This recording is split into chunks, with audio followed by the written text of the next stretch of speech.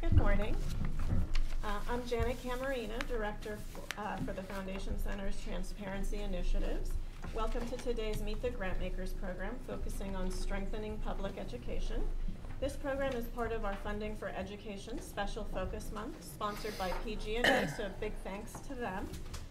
Before we get started, for those of you not familiar with the Foundation Center, I'd just like to take a moment to give you a little bit of background. Our mission is to strengthen the social sector by advancing knowledge about philanthropy in the U.S. and around the world. Programs like this are just one of the ways in which we accomplish this mission.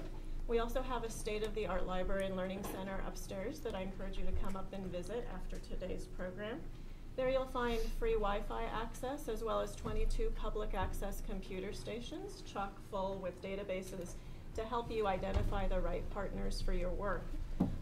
Because of course at programs like this we can only feature 3 or 4 funders, but upstairs we actually have a database that contains information on more than 100,000 U.S. grant makers and over a million examples of recently awarded grants that they've done to help you establish patterns of funding and tendencies and identify potential partners for your work.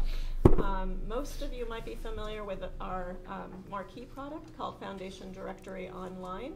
But most recently we've developed something called Foundation Maps. Has anybody here explored our new Foundation Maps platform? Great. Then I have something to tempt you with for those of you who didn't raise your hand. We also make that database freely available on all the computers upstairs, and it's really designed to help you scan the ecosystem of the area in which you work. So instead of just getting a straight list of funders, you can see the funders on a map along with a map of where they fund. So it gives you a better sense of the communities which particular funders are trying to reach.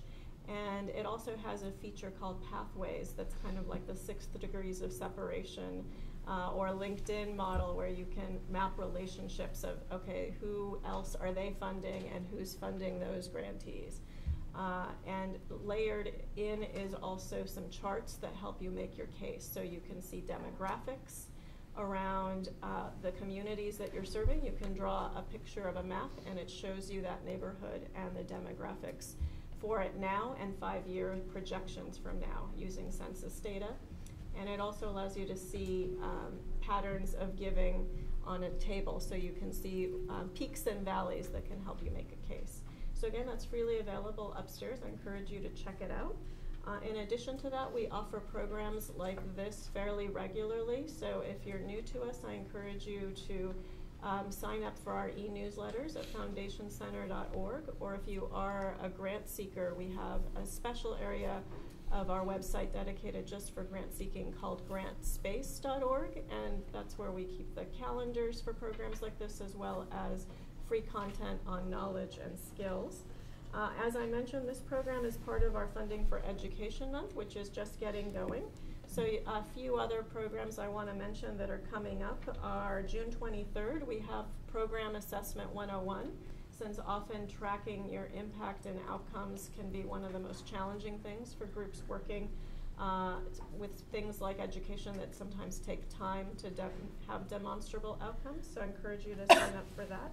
And on June 30th, we'll continue the theme of featuring tech funding. We'll have Cracking the Funding Code and More Tech Giving Trends with Silicon Valley Community Foundation, Symantec, and Xilinx. And also on June 30th, since engaging corporate volunteers can be such an important strategy in reaching out to corporate sector, we'll have Genentech partnered with the Taproot Foundation talking about best practices and engaging corporate volunteers. So check our calendar for June 30th as well and sign up for that.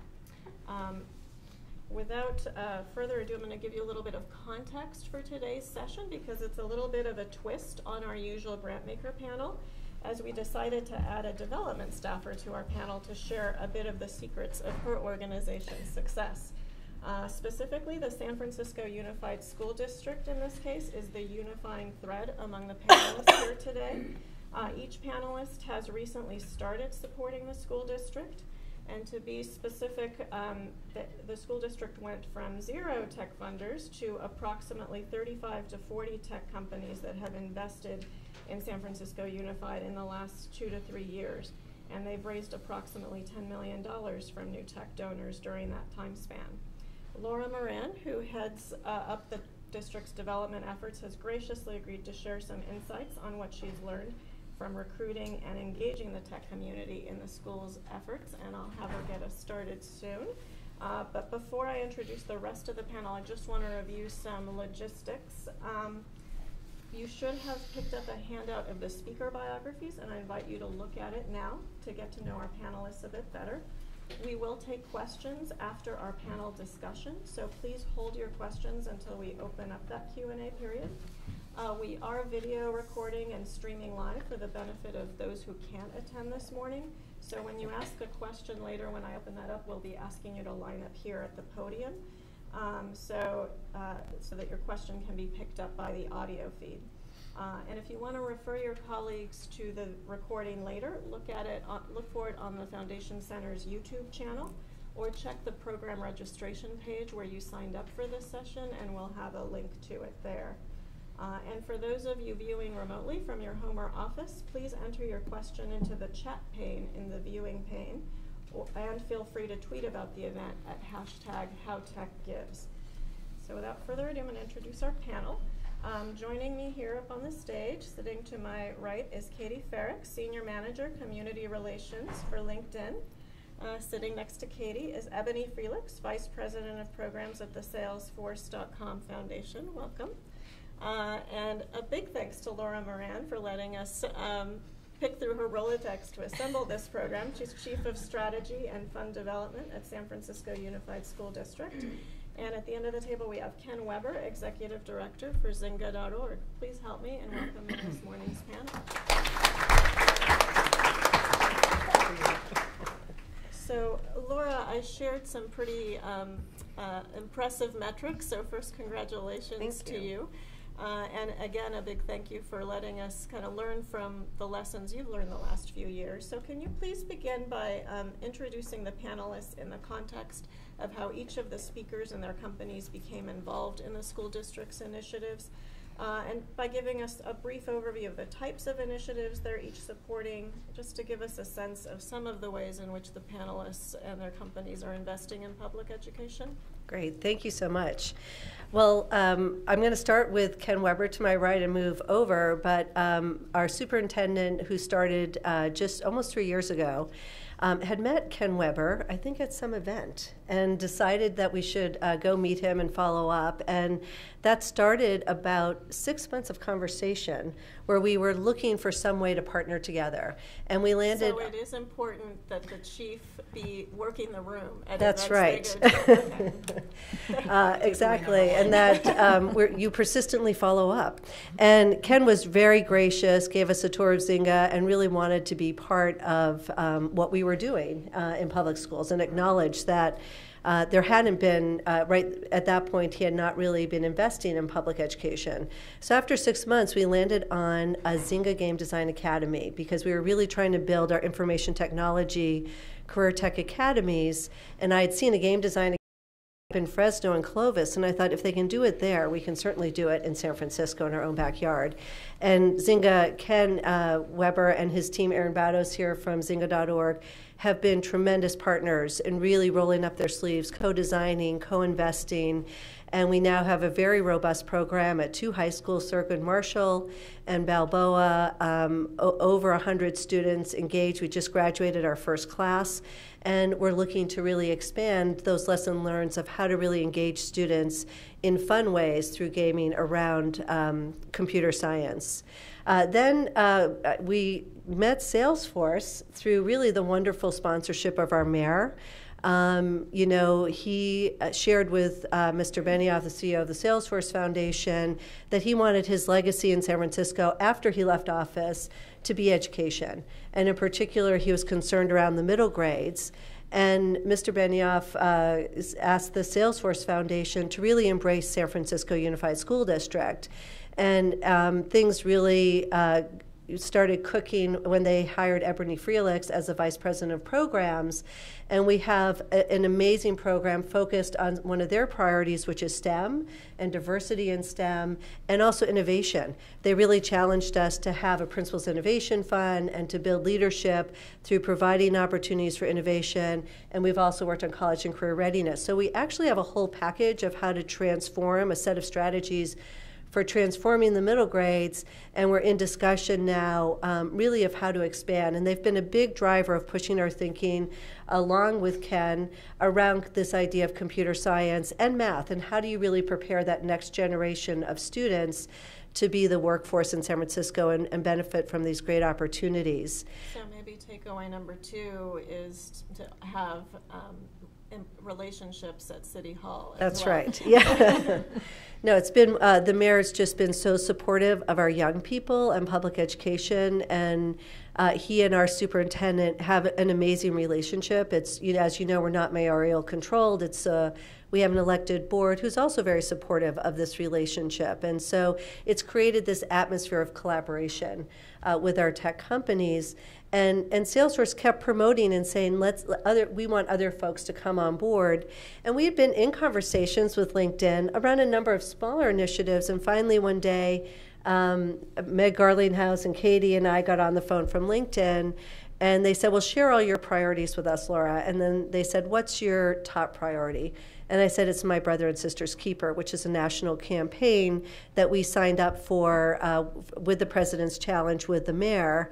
And so I went and presented that idea, and it totally fit in to what LinkedIn could do in terms of supporting us, not only with their product, the LinkedIn platform, but their great investment. And we just launched our My Brother's Keeper initiative that's starting with 230 of our graduating high school seniors, and they held a marvelous event at their office with all of their volunteers. And now they're going to be a partner with us, hopefully for the long term around this. And then it's connected. I'd say one thread that's connecting all of us right now is everyone sitting at this table is going to have a high school intern from SFUSD working in their organizations. And 2 or 3 years ago, many of us, including the school district, couldn't figure out, but especially in tech, how do we have a young high school student do something meaningful? So I would say the thing that threads all of us together is we are all passionate about making this a city where our young people, especially our diverse young people and our young women, see a place for themselves. And that's not accidental. It's because we as the adults are working together to create those seamless pathways. Great. Thanks, Laura. Sure. Now that we've heard a little bit from you about the connecting thread, I want to invite the funders to talk about and elaborate, I guess, on what they're doing with San Francisco Unified School District that might give us a sense of your broad directions and trends in philanthropy around strengthening public education. And Katie, we'll start with you since we were just hearing about LinkedIn and My Brother's Keeper, and we'll go down the row. Great, thank you. Thank you for having us here too. This is exciting for us. We're, as Laura mentioned, the newest partner among those of us here at the table, but we're very excited. As you all are probably familiar, LinkedIn is a platform that connects professionals on an online professional network. But what you may not know is it can do a lot more. As a platform, you as a nonprofit can find skilled volunteers to, match your needs for your organization in any company. It doesn't have to be LinkedIn employees. It can be Salesforce and Zynga employees and every other company, government agency, nonprofit, you name it. But in terms of the school district work, what we're able to leverage LinkedIn as a platform is our greatest strength is connecting people to opportunity, so jobs, educational pathways, et cetera. And that's exactly what we want these students to be able to do, is connect to opportunity. And we have a very defined focus with a lot of our volunteer programs on youth employment. And so we want to engage in every community where we have an office in programs that really support students locally, figure out what they want to study, what their passion is, and what they can map out based on the data on our platform. Secondly, it's helpful for the school district because as a platform, they'll be able to look up these 230 students in 2 years and in 5 years and figure out what are they doing now? Were we successful? Are they employed? Are they in education? Are they in a training program? And so that's a nice thing because I know it's always difficult to rely on survey data when the students may have moved on from the school district and you're no longer quite sure how to reach them. So we feel like we have a unique ability to provide that as well. And that's not unique to that particular program. That's something you all can set up within your own work and scope of work. So I'm happy to talk to you more about that as needed. Thank you. Thanks, Laura, for that great introduction as well. So at Salesforce, our focus areas are, we have 3 focus areas: STEM education, as Laura mentioned, workforce development, and technology innovation.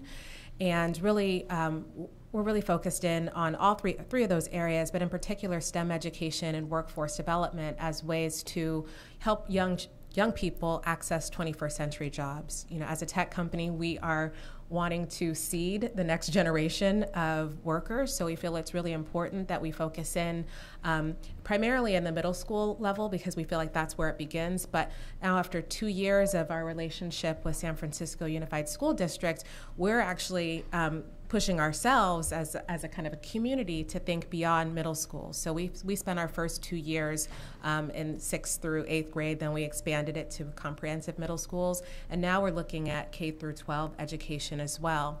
As Laura mentioned, we are also really excited that we're piloting a jobs program this summer, starting in just a few short weeks, where we'll have 25 interns from San Francisco Unified School District in our Salesforce offices in San Francisco. And and I mean, there's no better way to get kids access and exposure and excited about, jobs in tech, because a lot of times they think that it doesn't apply to them. It's either too nerdy or too hard or not fun. And so really what we want to do is show them that it's fun, show them that it's doable. They don't have to be a coder. They could be in marketing. They could do whatever. They can be in HR within a tech company. There's all sorts of jobs that are applicable. So really we're looking to just expose them and just spark an idea for them. So that's really where we're focused, as that STEM education and workforce development. Thanks, Ebony. Ken? Thank you. Good morning, everybody. I'm not sure, who recruited who is the real. You may think that you spent 6 months cultivating. Aaron and I and our small team at Zynga had a little bit of a luxury of being a new philanthropic practice, and so we started, with a bit of a blank slate. And we started with the question of what does the world need from Zynga, in addition to Farmville, or maybe it's because we're to make amends for Farmville. There was a lot of heat around the power of games, the attraction of games as a learning tool. There was a lot of heat around education, and so what we're engaged in now, both with SFUSD and with other tech companies, including Salesforce, hits both of our bullseyes. We care very much about the impact that games can have in learning and in education, and we're a San Francisco-based company, and so we're passionate about being supportive in the city. And I think, as you say, what unites us here is this idea of developing the job candidates of the future, having more homegrown candidates. We're a leading consumer entertainment company. We make games for hundreds of millions of people.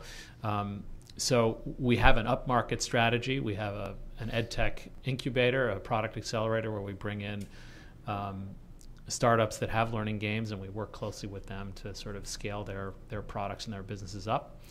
That's a global strategy. That's a future strategy. We also asked, well, what can we do here and what can we do now? And this is what led us to SFUSD.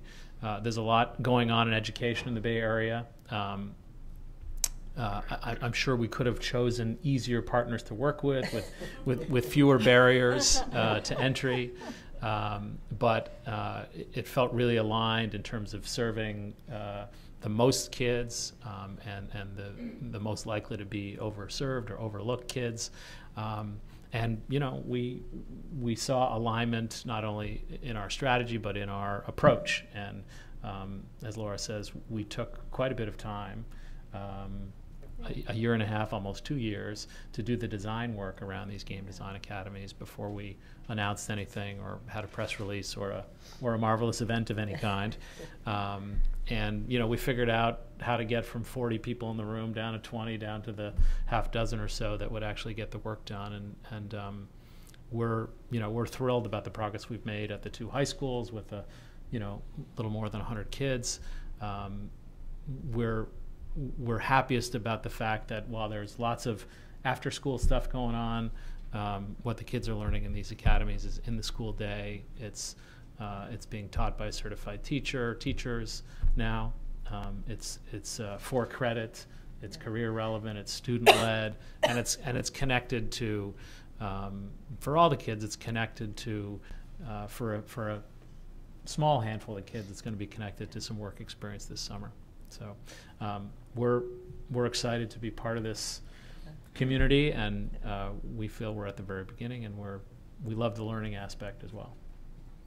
So now that we've heard about each of your education priorities within each of your philanthropic portfolios, the question often comes up: how can my organization get on the radar of your companies?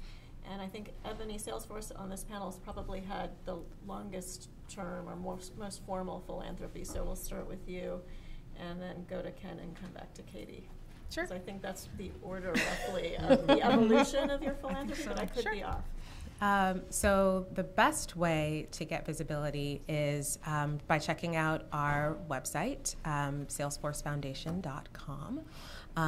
And we actually just went through a major content cleanup in Q1. So now it says what we actually fund instead of what we funded a few years ago. So I'm very happy about that. And we also added a grant seekers page. And so it tells you all about what we do fund and what we don't fund, how to access us. Which list is longer? Kind of even, actually. But it's really helpful because we get those questions all day long, and we want to help the grant seeker out, right? So one-stop shop, we have an interest form where we'll get back to you.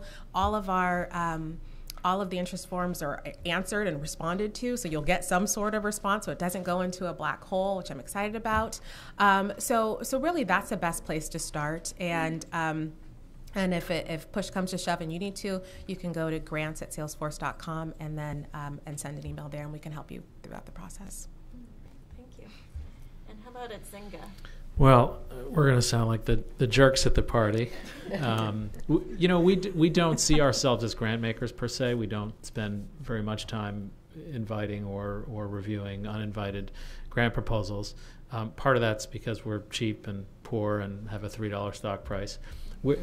You guys are in the Fortune 500. Congratulations. We're in whatever the opposite of that is. So in part of necessity, but also in part driven by our strategy. We've really let money out, and we have been generous relative to our company's revenue and size. We are sort of funding collaborations, and we have stumbled into those or taken our time to figure out which collaborations make the most sense, fairly organically, in line with our strategy. We care very much about education, games for health outcomes. We've also done a little bit of work in sort of food and nutrition, given that we are the Farmville company and we are here in this food shed. And obviously play is something else that we've taken an interest in because that's what we're about as a company. We call that our free square. We didn't have to think long or hard about that. We have a website that's reasonably up to date, and you can sort of explore these areas and sort of how we think about them. I think you can probably find a more or less accurate list of the partners that we have. That's our approach. Yeah. And it sounded when you were talking before like scale and impact were a big part of the filter through which you view potential partners. Is that accurate? Sure. Yeah, and part of that comes from the scale of the company and sort of our bias of getting things to scale. That's both because we're a large global company, but also because we're led by entrepreneurs who think about 10x, 100x impacts. But the approach that we've taken, again, given the limits of our budget and our relatively small team, as well as sort of that entrepreneurial approach, has been to do things small, to prototype things, to prove the model, and then either to slowly, deliberately scale those up, or to look for other ways and other partners, even other funders, to kind of get those fully to scale. And from what I've gleaned from how Laura talked about how it came about, it sounds like employee connections would be also important at Zynga. Yeah, that's organic as well. Erin and her team have been very successful at engaging, hundreds, probably thousands over the past 3 or 4 years of our employees, and we don't have any formal process for nominations. We don't have an employee foundation, but we have a lot of highly engaged volunteers, and we're completely open to their ideas and collaboration. And a lot of times we do, take meetings and explore things that they've suggested. And the more engaged with our work they are, the better they understand our strategy. The more likely it is that they'll bring something that is a fit. Great. Yeah. Thanks, Ken. And Katie, how about at LinkedIn? Great, thanks. I would say we're a combination of both of those a little bit. One thing that we are also a little bit more heavy on the collaborations and the volunteerism focus rather than grant making per se. We do have a grant making program, and that is available publicly findable on our website. It's called the Innovation Grants Program, and it's at linkedin.com/LinkedIn4Good, I believe it is. I have these little cards for you to take away if you need one. But what I would say is we invest in both the culture of volunteerism. We have a monthly day called In Day. That is a day that we have for our employees to give back to their community in whatever way they want to. It may be that they develop an app, or it may be that they get out there and get their hands dirty and really are involved on a monthly basis with a organization. But what we also do is pitch up group volunteer opportunities, and I know sometimes those get a little bit like, oh, you parachute in and do a 2-hour thing. But what that actually does is it starts our employees down a funnel of community engagement where they're exposed to an organization and they make that connection with you all or with somebody at the organization, and then they get called back, and then they start getting more involved. They become a regular volunteer. The next thing you know, they're helping them with their annual event. They're helping them do fundraising. They may join their board. It becomes part of their professional identity and part of a cause that they then are known for as a professional. So we see those as an opportunity to kind of try out some different types of volunteer activities. The other thing I would note, too, with our innovation grant program is that is not cause-driven, that's employee passion-driven, because even though we as a LinkedIn for Good, as a company, we really do have a focus on employment for obvious reasons, sort of like games and Zynga. We know that our employees are very diverse, and they may have passion for animals or for environmental causes that they want to support, so we also encourage them to pursue those. I would also say, let's see, well, I guess that's it. I'll just leave it at that for now. And but do take one of these if you need one to help you connect with volunteers. Great, thanks, Katie. So Laura, I want to bring you back into the conversation because you and the school district have been so successful in the last few years in engaging the tech community.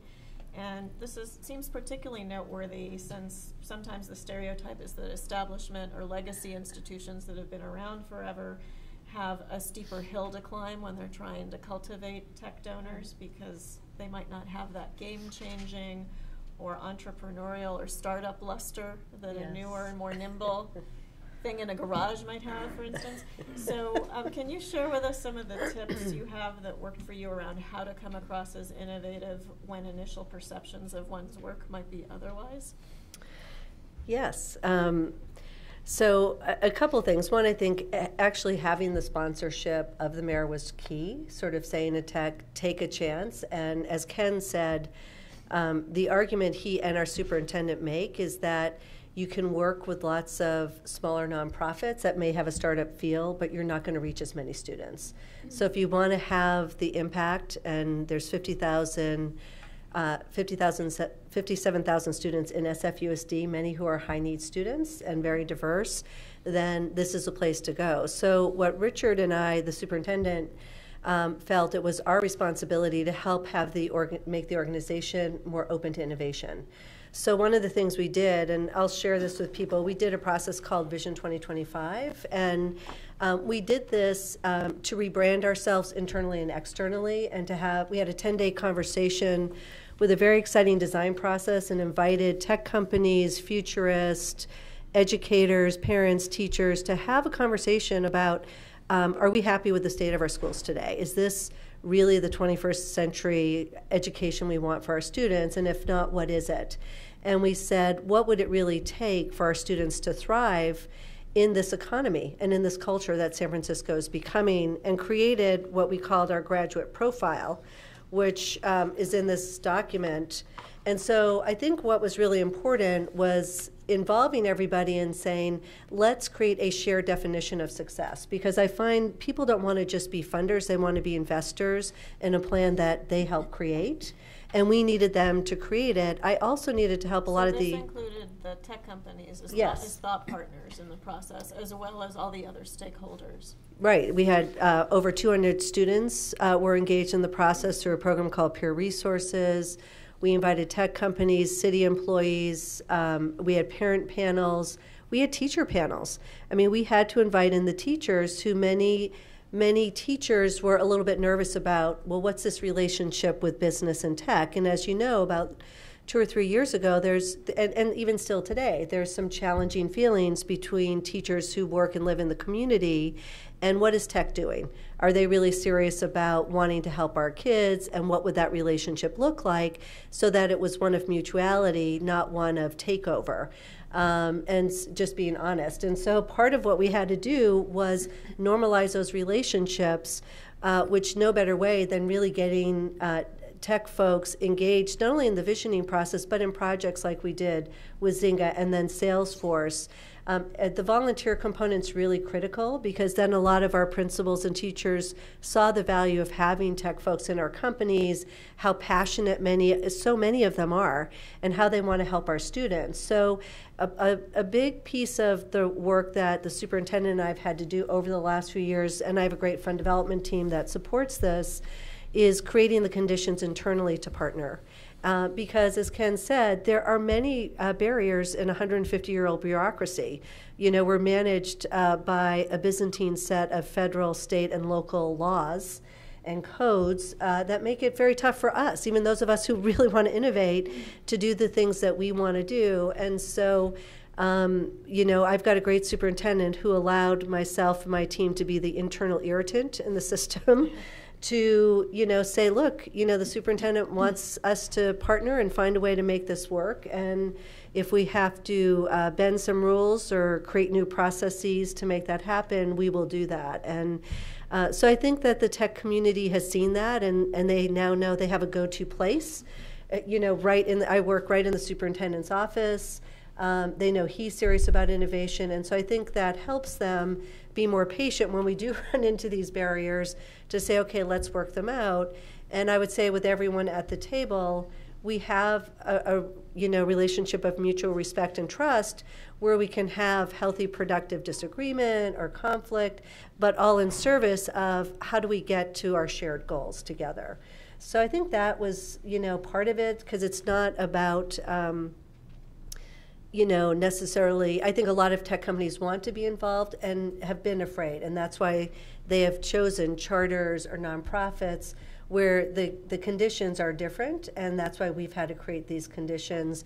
And we still have a long way to go, but that's part of our continued work, is really re-engineering some of our own processes in the district is the next phase. And the superintendent's hired a lot of new folks into the organization who are willing to do that, because we want to continue this pathway and have everyone in the organization innovating towards the future, because we have to catch up. We have to go a little faster than we've been going. And it seems also like the timing was really good for the school district. It's what we hear a lot about leadership being important, because he's relatively new in his role, correct? Yes. Well, he's been the superintendent for 3 years, but he was our deputy for 4 years. So he really was educationally focused, had a lot of credibility internally, which I think gave him the ability to push and shift the conditions. And he's a great partner. He's very passionate about equity and social justice. And again, that's, brings us all together. And I want to bring the rest of the panel into this question and have you share any tips you have from the donor perspective about how you assess whether a potential grantee measures up to your expectations around innovation and entrepreneurship and the kinds of values your companies look for when you invest in a grantee partner or a social sector partner. And Katie, we'll start with you and just go down the row. Sure. As I'm sure we all are approached quite often by many, many, many different organizations, all of which have their merits, it is a very difficult process. So we've defined some of our programs, as I spoke about earlier. The Innovation Grant Program is really done through partnering with an employee of any level. It doesn't have to be anyone that works for the particular department. So employee involvement is employee involvement is a big filter. I would say, in addition to education and workforce development, we also focus on veterans causes and STEM education. So I guess that's also part of education. So somewhat of a filter there as well.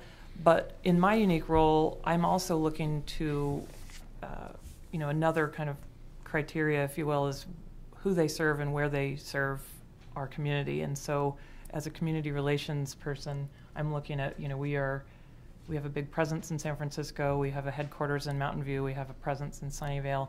These are communities that we want to make sure we leave a better place by being part of it, not making negative impacts. So I have an eye to the local as well. But it is difficult. I would say, we have bandwidth constraints based on not just budget, but on how many different programs we could spray out to send as opportunities to our employees to engage. We all probably suffer from too much email in the day in terms of, I like to be able to support nonprofits in some way, even if it's just passing along the next great opportunity that I hear about from you. But we do have to filter, and so we do try to keep it somewhat contained to causes, partnerships where we can see a discernible impact that is somewhat proven. It doesn't have to be, we also like innovation, so I know it's sort of saying two different things, but we want to make sure that there's some validity. It's not sending out, an investment or a grant or groups of employees to unthought about or unthought through kind of organization. We really want to make sure that it's a valued experience for everybody, that there's impact involved for the community. So I guess that's sort of it in a very broad brush terms.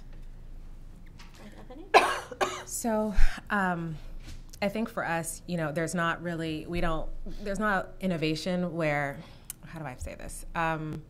Innovation without impact is not really innovation, right? So we're looking for kind of that intersection between innovation and impact. And as Katie mentioned, there's so many wonderful causes that we could support. A lot of them are right within our sweet spot, but obviously there's only so much we can do with with the funding that we have available. So we do look to our employees to kind of help us filter that out. We say this all the time, the best way to get to Salesforce, to get to us, is through our employees, finding an employee champion, because often they will filter and assess for us. They'll kind of raise an organization to awareness to us because they have volunteered, they've gotten employee groups together, they're talking about it on our platform, and so it kind of naturally bubbles up. I can think of 3 or 4 organizations that we're funding this year because our employees over the last 2 years have gotten involved. They also happen to be in our sweet spot of girls and coding, right? So our employees have really pushed that envelope for us. So really, that's kind of where we look as a start. We have organizations like San Francisco Unified School District where we have long-standing relationships.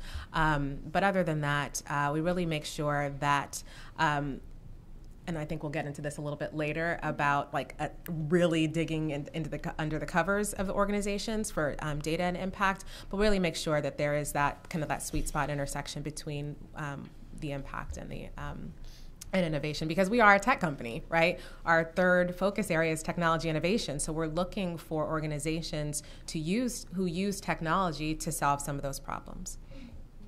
And Ken, do you have anything to add to what you said earlier about kind of the filter through which you look at potential partners? You know, these are sort of structural thoughts. I mean, you know, you can't underestimate the importance of culture and, you know, having at least some overlap there. I don't know that we've met in the middle, but certainly Laura and her team and the superintendent were willing to, you know, behave a little bit more like us, you know, bend but not break, take risks, be creative, go a little bit faster than, you know, maybe you or others in your organization were comfortable with. And so, you know, when we partner with the startups in the accelerator, those guys are a match. There's a complete eclipse there in terms of how they work and how we work. It's very easy for our employees to go over and engage with them and to add value. I think when we're looking at more traditional partners from the community or from the social sector, we're just at least looking for, you know, some familiarity and openness to ways of working that enable us to get to the results that we'd like. I mean, you know, Aaron and I are part of a culture where people write weekly reports, sometimes daily reports on their core work, and it's all driven by OKRs, objectives and key results. And it's a fairly rigorous, sometimes brutal cadence, as we call it. And so, you know, we have to be engaged with partners who are willing to kind of come with us a little bit on that. There's also, a fairly strong and consistent bias in tech, particularly among tech founders and tech employees, for philanthropy and impact being about leveraging people and products. And, you know, we try to also offer the easy things to do, the cleaning up of the park and the reading to kids and that feel good kind of stuff. Those are our gateway drugs. But people are most interested in, and founders and CEOs are most interested in seeing people being leveraged for their superpowers, for their special powers. And if companies have products that can be leveraged, you know, let's do that too. Let's also be generous with financial resources, but let's do all of that to get to add the most value and to get the greatest result.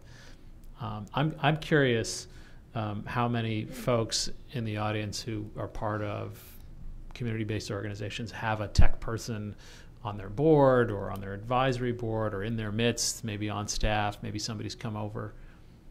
Raise your hand if you have a connection to a tech company through one of those. I mean, you know, I can't underestimate the importance of that. Even if they're a token edition and you sort of are using them to learn a little bit of the language and the culture. I mean, I'm on a couple of boards where I'm pretty sure that was a big part of why I got invited on, was just for me to listen and feedback, to bring that tech perspective. And I think organizations that have done that or who are engaged in that work, I think are going to get closer to the finish line and closer to yes and closer to meaningful collaborations and funding, because they're building that bridge. Katie, yeah, Ken just about touched on it. I was like, I have a follow-up, because I think the best, most clear description for us is a bit what Ken just said, is when you can leverage sort of not only our employee skill set, not only add value to from our expertise. For us, it's employment and opportunity and connections, the network and knowledge. And then when you can couple that with a grant that makes sense, that we know what the impact of that grant would do, that's when your organization has like the best chance for, you know, to really be a partner with us. And so there's certain organizations that all of those dots, all of those boxes were checked, and sort of the Venn diagram kind of thing, you know, the overlapping circles. Yeah.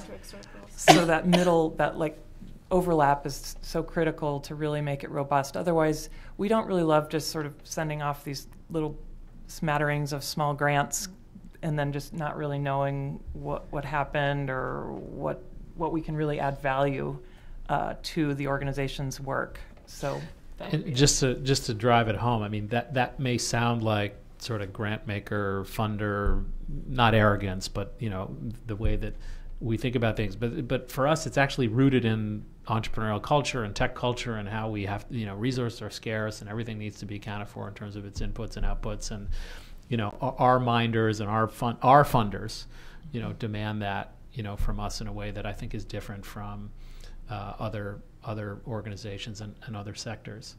The other thing to realize is that we certainly all know each other because we're involved in some fairly intensive collaboration here. But, the tech community and the folks who corporate social impact, we all know each other, and we're constantly talking and thinking and, off-ramping and on-ramping some of these requests and potential partnerships. And so developing that, capital, that social capital, developing those connections and that, that network is eventually going to bear fruit. And we have a network for that if you want to link in LinkedIn. Is that what those annoying emails are?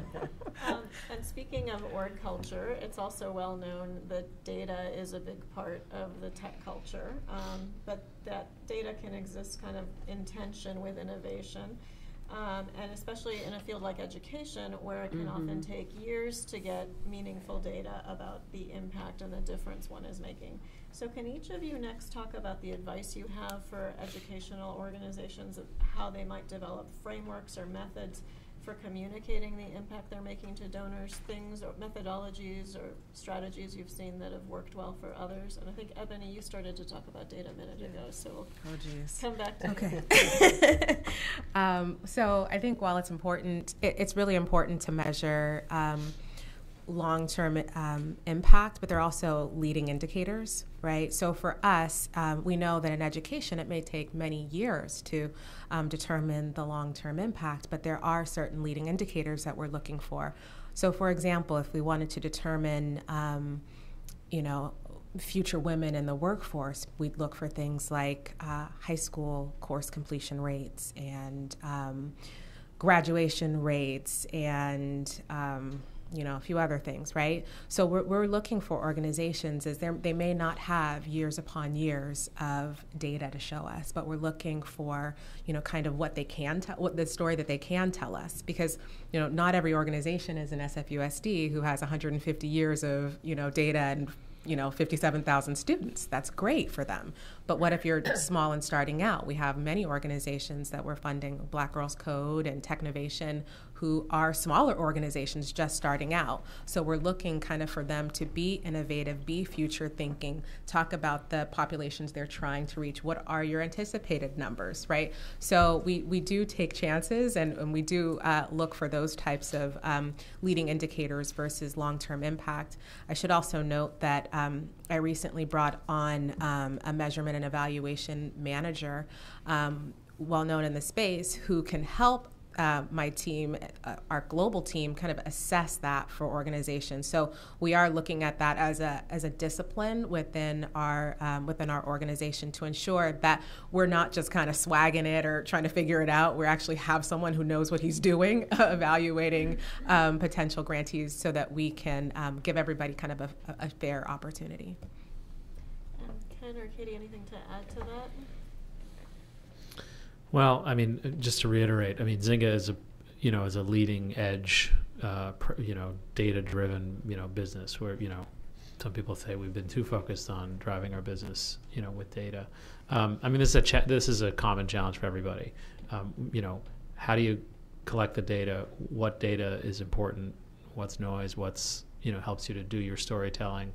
I would say, don't not, tell individual stories and narrative stories. The folks on our side are still compelled by, the story of one kid or 3 or 4 kids.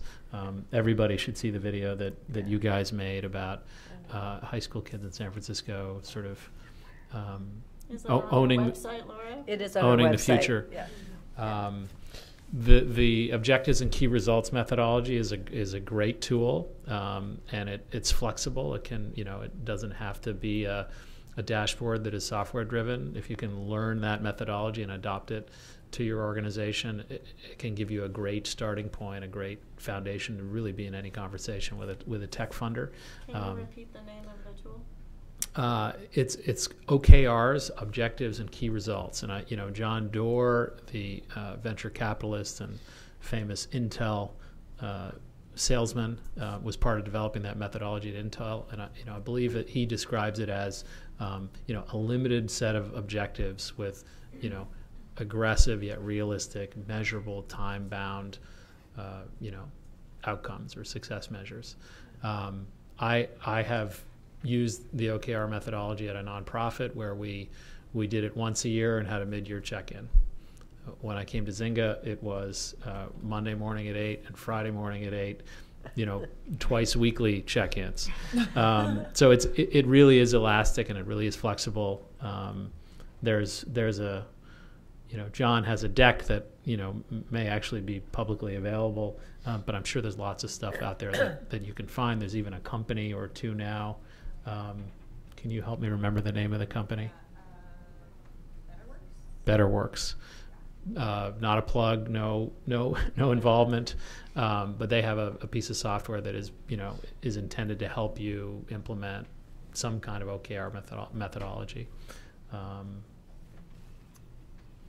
Katie, anything to add? Yeah, and data and just demonstrating impact is important. We also like to take some risks. Most recently, this last fall, we took a risk on a brand new coding nonprofit in San Francisco. I know there's many, but he didn't have an actual place to hold these technology classes for his kids, so we offered up our office for him to have, and that way we were able to get some more employees involved.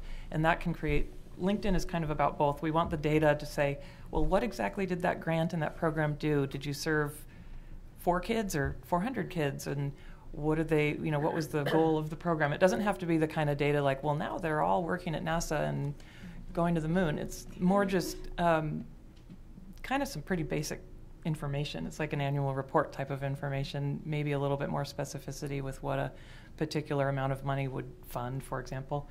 But the storytelling, like Ken said, is critical, and that's where we also, we like to do that internally too, because it's inspiring for employees, because another piece of why we're involved here, why we would want to be sending our employees out and really pushing getting involved in the community is that everybody wants to feel like they matter, that they have a sense of purpose at work, and that they can attach what they do to something really good in the community. And so, that's, I know, not exactly answering what data can do, but it kind of answers what we want to make sure we're able to be in San Francisco.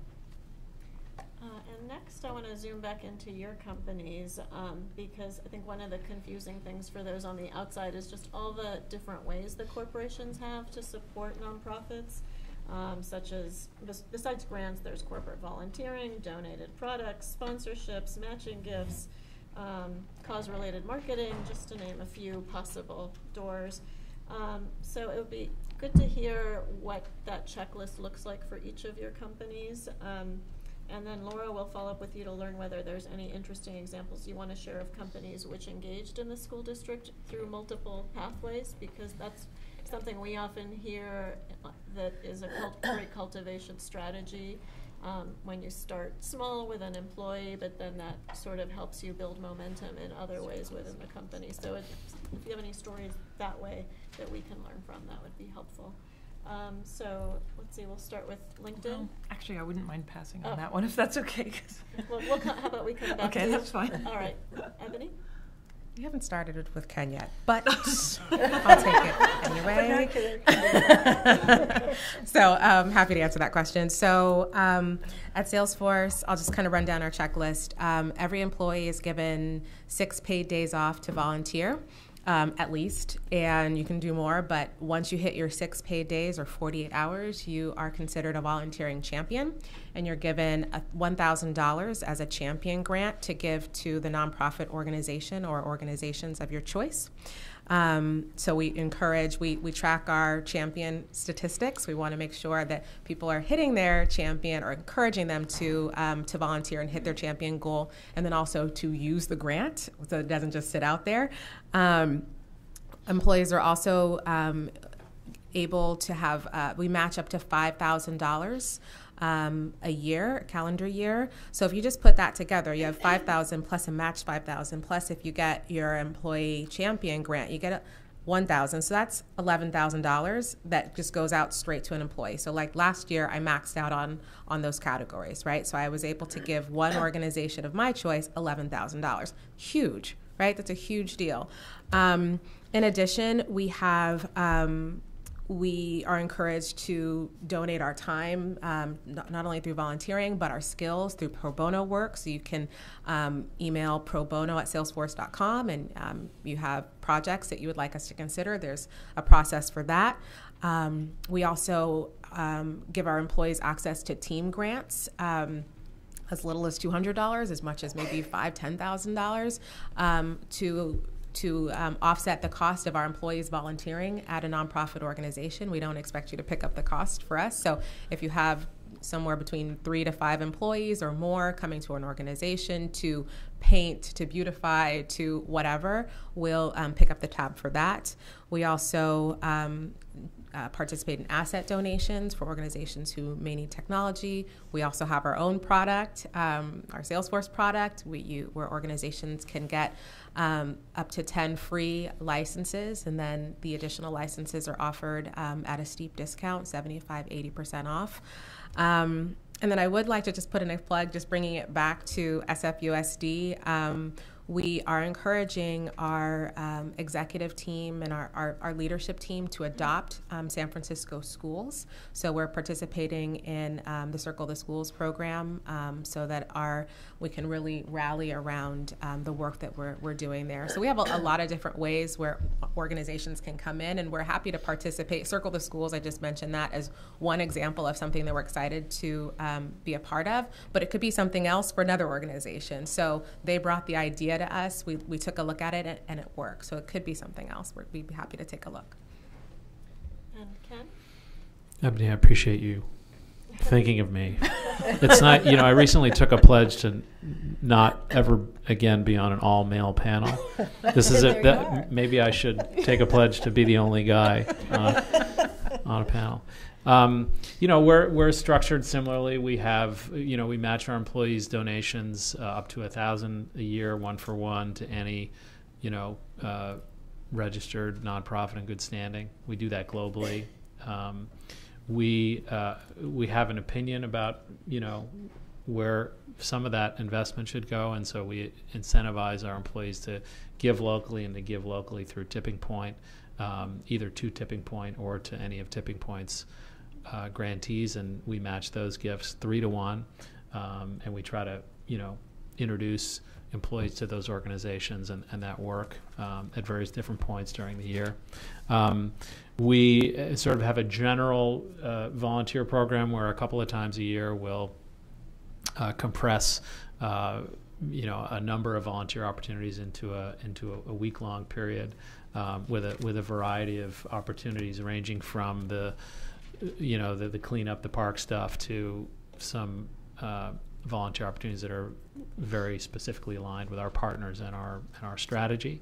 The rest of the year we try to path our employees into our, for lack of a better term, favorite initiatives like the Game Design Academies, like CoLab. We have a virtual studio called Studio G that works on games for health outcomes, particularly in cognitive health, social and emotional health. And so that's where employees are taking some time out or, in their free time coming together to work on these products and projects. That's where we want to be graduating our folks to, in addition to the other stuff. And we also make contributions to organizations that we volunteer with. Those are small grants, but hopefully they make it less painful. Is that like a dollars for doers kind of a program? No, we make direct, we go and, do mock interviews and resume hacking with JVS. We'll, for that volunteer, instance or opportunity, we'll make a small donation. Tends to be in the $2,500 to $5,000 range. On the product side, we put charities and charitable causes and organizations into our games. We've done that about 200 times over the past 4 or 5 years. We've driven about $22 million to 75 or so nonprofits. They tend to be, large national, international, big brand nonprofits, just because that's what works in our games for our audience. We also are sometimes directly involved in creating standalone games for good. We did a project called Half the Sky with Nick Kristof and Cheryl Woodun around their book and film for PBS. And we're now in the process of modifying Words with Friends for the classroom.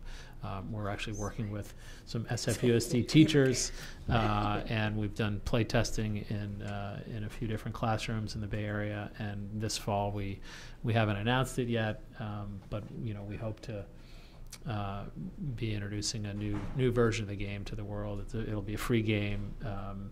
It has a special dictionary of Common Core line power words, a set of features for students, a back-end assessment tool for teachers. And so, again, employees are coming together to work on that product. Many people in the Word Studio, but others as well. And, they could be more excited about it. Great. Yeah. We're excited about that. Yeah. So, Katie, you've been thank you. I know. Sorry, I was not quite ready to answer that. But yes, I have my inventory now. So as I said before, we have our monthly in days, and those are paid days, so 12 annually. We also have matching gifts, but it's not quite as generous as Salesforce's. And I asked about that, and I said, why is our matching gifts $1,500 and not bigger? And that's because of the innovation grants. And one reason for that for us is our point of view is we want to have every employee, no matter what their level or salary is, have access to the bigger grants. And so we want to have them be able to find those $10,000 grant opportunities that they can champion on behalf of the organizations they care about. And it can be your school foundation, PTO, et cetera. We also offer Give the Gift of Talent every year to our employees. So job postings for for-profit companies, as you may know, are quite expensive on LinkedIn. But for nonprofits, it's 50% off of that, and then every employee can give a free one. So it's a $250 to $500 value, depending on if you benchmark it across nonprofit or for-profit. And then the other thing is we've really invested in product for nonprofits in terms of volunteer job postings are $10. So these are skilled volunteer pro bono opportunities. We don't have it free all the time just to kind of avoid having too much junk up there.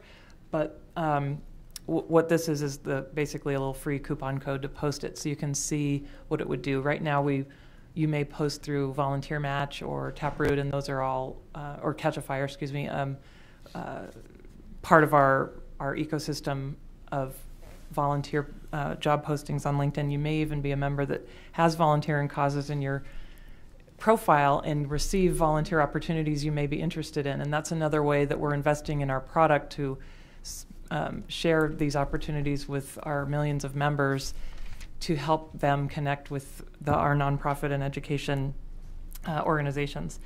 The other thing we do is internally as a company is we create leadership opportunities in every office, basically employee champions who can lead volunteer activities and volunteer engagement events in their community for their fellow employees. Talked about innovation grants, and then and then just locally, we are also doing a smaller version of Circle the Schools. As Laura mentioned, we'd connected with a charter school earlier on because there wasn't any kind of barriers whatsoever. It's called Life Learning Academy, and they're a small school that is students that really had a hard time maintaining attendance and being successful in the public school system.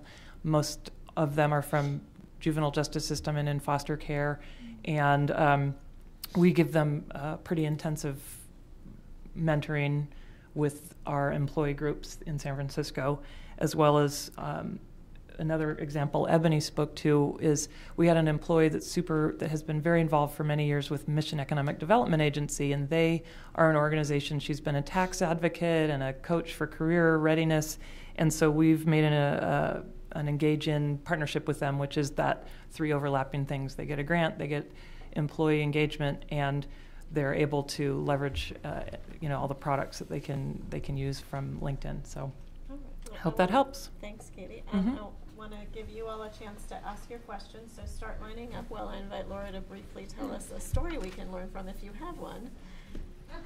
I do. Actually, I wanted to talk about how we're using some of the products and the volunteerism, that intersection. So one thing is we're building the capacity of our school principals to know how to really partner. We have a program called Circle the Schools where tech companies can circle really through volunteerism. But what a lot of our principals don't realize is what you just heard today is how many opportunities you can translate that volunteerism to fundraising. So Kristen Howell from our team is here. She built a whole website on Tilt for using social media to do fundraising, because a lot of these volunteers have really want to pick a cause and then have all these matching programs. So we're really trying to learn more about how to access and leverage the different ways all the companies give, and I think that's important for nonprofits too. It's not just let me write a grant and I'll get a check. It's learning to work with their cultures and their programs, which are fantastic.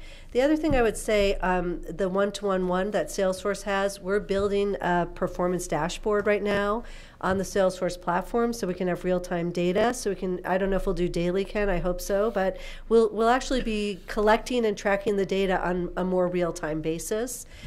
Using their platform, and that's been a great process to go through.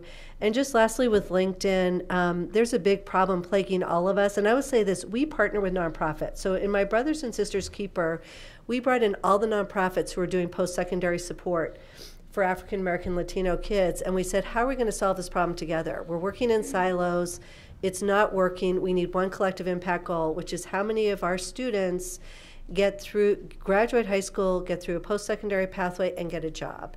And the problem has been, it's been hard to create a collective impact scorecard for the business community, the educations, and the nonprofits, because we've had no way to track that data.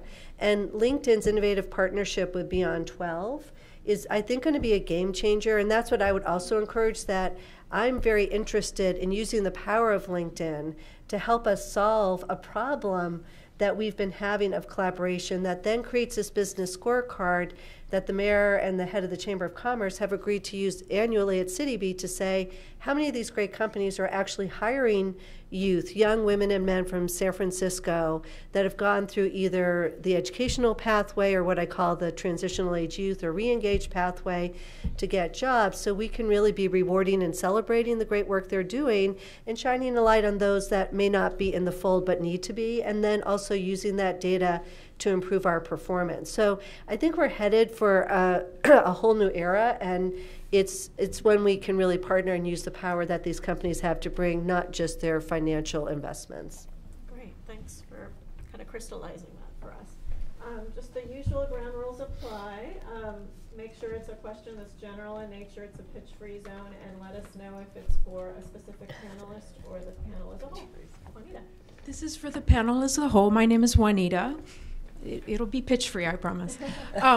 Arts education, performing arts education, those of us in organizations that do that, we have a lot of, anecdotal and some statistical information about the outcomes of our programs, both academically and also quality of life. Do you guys feel open to that?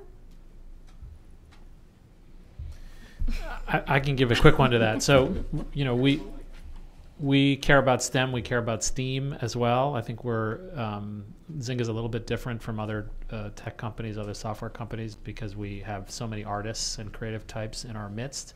So we look for those opportunities. It's not a funding priority per se. We certainly see it as a priority for some of our employees in terms of where they do their giving. And we are always looking to deploy volunteers in an arts-related capacity. I don't know that I would go as far as performing arts. We have some engagement with 826, which is creative and storytelling. But even in our game design academies, there are a number of kids who have sort of self-identified as creative graphic designers, artists, storytellers, and we try to match those kids up with folks from Zynga who have those superpowers. So just to broaden it out, it sounds like if you can think of tech companies that have more creative and art director types on a team, that would be that feels like a wedge to me. I don't want to speak for the whole tech community, but it probably is accurate to say that your space feels like the realm of more traditional giving and less this idea of innovative, tech infused innovation, disruption, and so on. I mean, I echo what Ken said, and just to add on to it, STEM is our funding priority. STEAM currently is not. However, and that's just from the programs that I fund out of my programs grant budget. However, when I look at employee-inspired giving, it's a huge component of employee volunteering and how organizations are getting grant dollars through our employees. So I would say to continue to find employee champions within tech organizations, because often, like in the Zyngas and the LinkedIn and the Salesforces, there are creative ones in our midst who have a passion for those types of opportunities. Employees with kids are going to be more responsive as well. And so if you can find the champion in HR, people ops, to share opportunities to kind of consume performing arts and arts, you can start to create some connective tissue there. That's cool. How about LinkedIn? Sure. So I would say, echoing a few of those things, employee champions is huge, and not, I'm trying to be pitch free, but please, you can find the people with that cause listed in their LinkedIn profile through an advanced search. It's like right there, waiting to be discovered. We also have, and you can even narrow it by company. So if you're interested in who exactly at Zynga that wants to support the arts in San Francisco, you can find that. So it's not about necessarily finding LinkedIn employees, it's about finding people in our community that have that passion. I would also say for us, though it's not spelled out as a funding priority with our schools partnerships, some of our schools grants have gone to performing arts programs. So in Sunnyvale, for example, they chose to dedicate some of the grant that we gave to that foundation toward their drama program because it was serving a group of students that needed some extra support at that point, that year. That was a priority for them, so we supported that. Makes sense. And STEAM is STEM with arts? Yep. Yes. Thank you.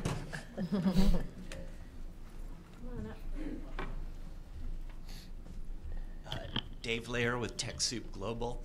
Thanks for a fantastic panel. I only wish nonprofits had the resources to donate work days. So my question is, you guys all exist at some level of the largesse of your corporation, whether it's the CEO or some other kind of funding.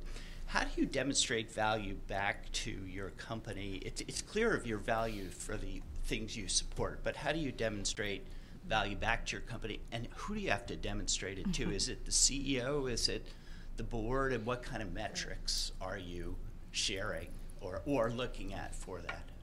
Great question. I'll jump in. I know Ken's. This is a whole other panel, by the way. I mean, this actually speaks a little bit to what Ken was saying earlier. And I was, and Ken pointed out, is kind of aggravating, I know, for a lot of nonprofits, is we do have to demonstrate that we're not just throwing money out into the air and wondering what happened. And so sharing some of the outcomes, some of the stories, some of the data is very helpful. And for us, we do have a dedicated budget to it. And I would say it's not that we have to go and show this report directly to a particular person. It sort of crosses several realms. We have LinkedIn for Good. We have employees that want to know what their colleagues and what our company stands for and believes in the company. And I would say, it's part of our culture. So we like to just share this information internally, and the support drives these programs, and it kind of grows from there. I know that's not a crystal clear answer, but there isn't we have our governing group within our LinkedIn for Good that we all review what we're funding and make sure it's worthy of continuing to fund subsequent years. So it's less a dashboard and more a case-by-case basis? No, I probably wasn't clear then. I would say there is definitely a dashboard, but I wouldn't say it's a singular decider. I would say that there's multiple factors that would come into play in terms of renewing funding based on how things have proceeded this current year, looking at the next year. We track ROI from probably three perspectives. What are the hard benefits to the business? What are the soft benefits? And then what are the social impacts? What are the community benefits?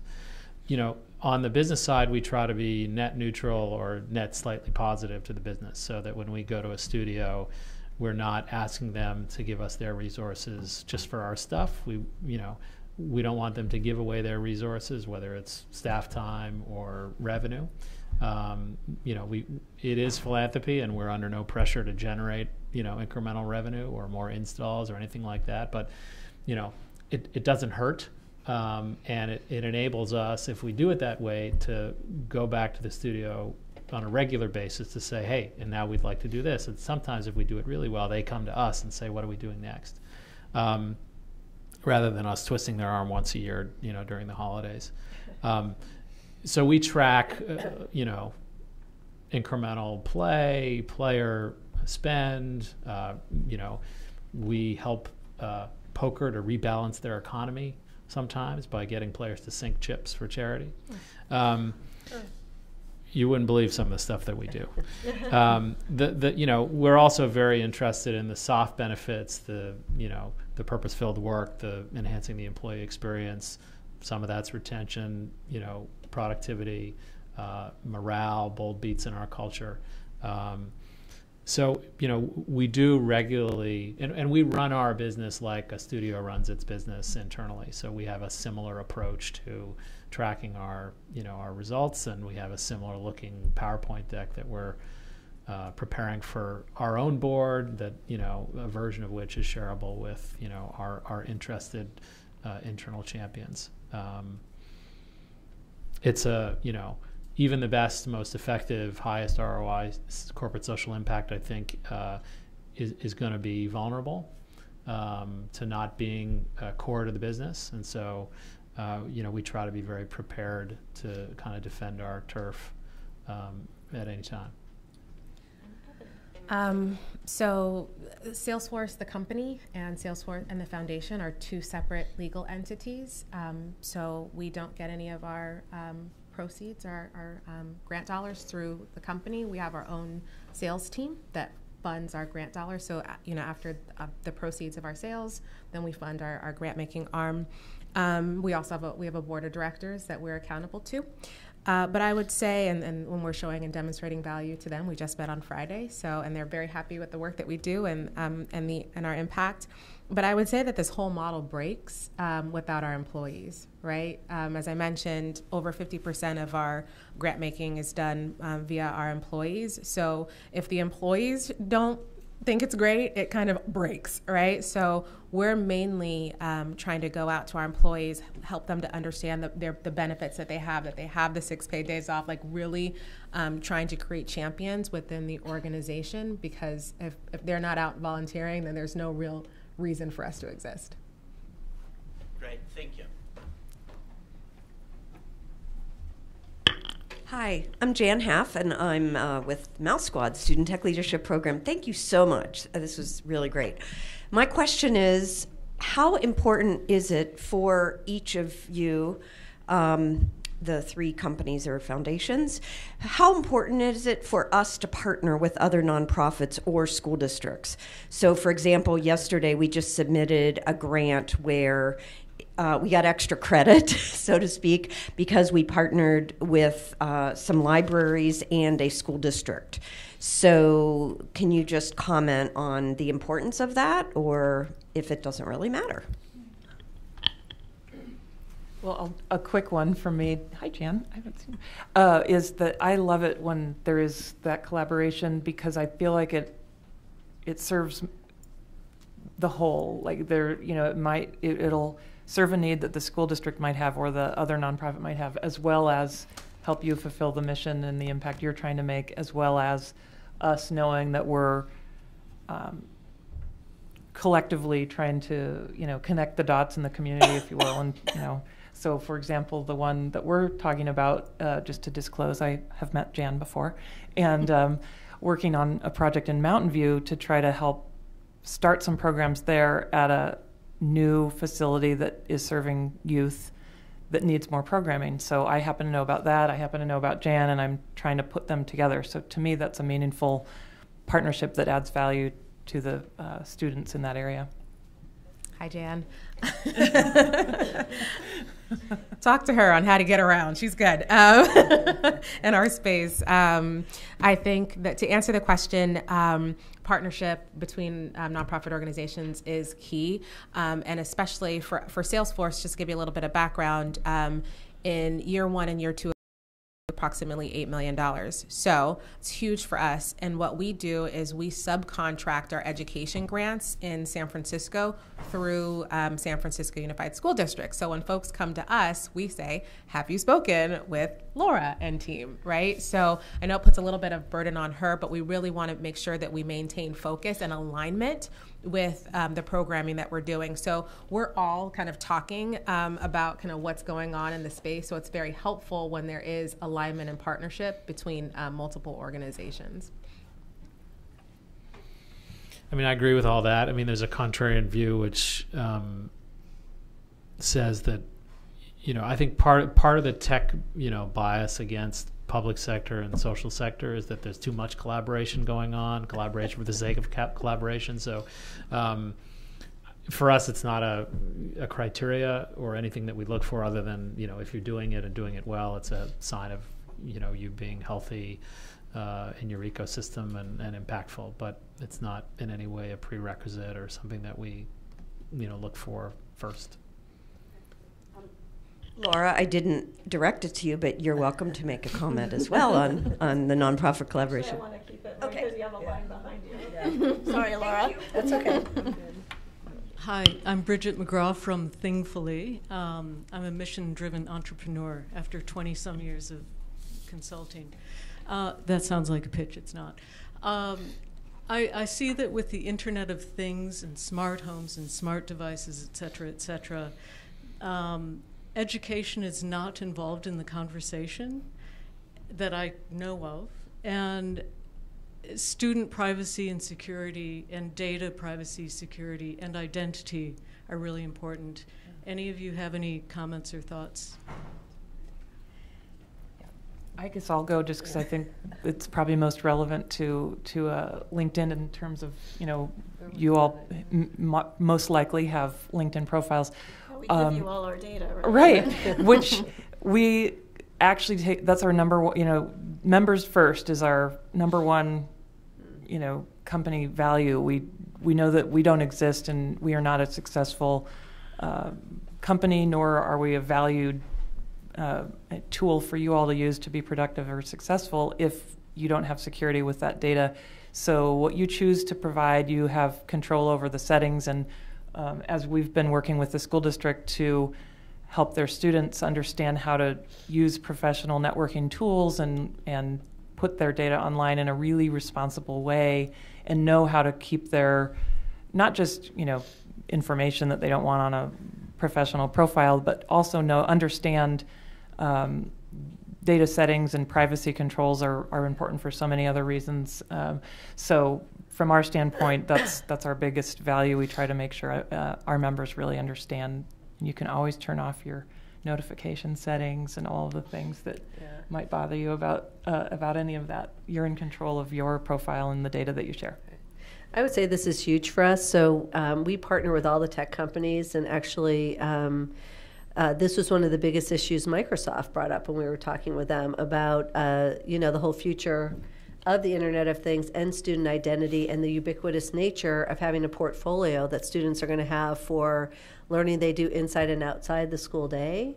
And also the Internet is so porous right now. Many of our teachers are just taking things off the Internet and using them for our students. So we have a whole digital district plan that we did last year and a steering committee, and are looking very carefully about how to train our teachers as well as our students about how to responsibly use it. And actually part of the project we'll be doing this year with Salesforce is massive training of our teachers and students with common sense media this year, starting with our 6th grade parents. So students, teachers, and parents, because it's going so quickly and there's a lot of value, but if we don't, that's one of our biggest responsibilities, the custodial protection of our students. Yeah, professional development, sorry, yeah. Common Sense Media, as you probably know, has a game called Digital Compass, I believe. Yes. It's fairly well produced and, seems to be appropriate for its audience, and it covers, it's fairly comprehensive in terms of all the things that kids face as they're engaging with social media, games, other social platforms. If you haven't seen it, it's worth checking out. Yeah. Great. Well, I'm afraid that's all the time that we have. But please. Oh, do you have? Sorry. Ditto. I just want to be mindful of people's time because I know some of you are dying to come up and meet and greet before they have to disappear. So please help me in thanking our panelists today.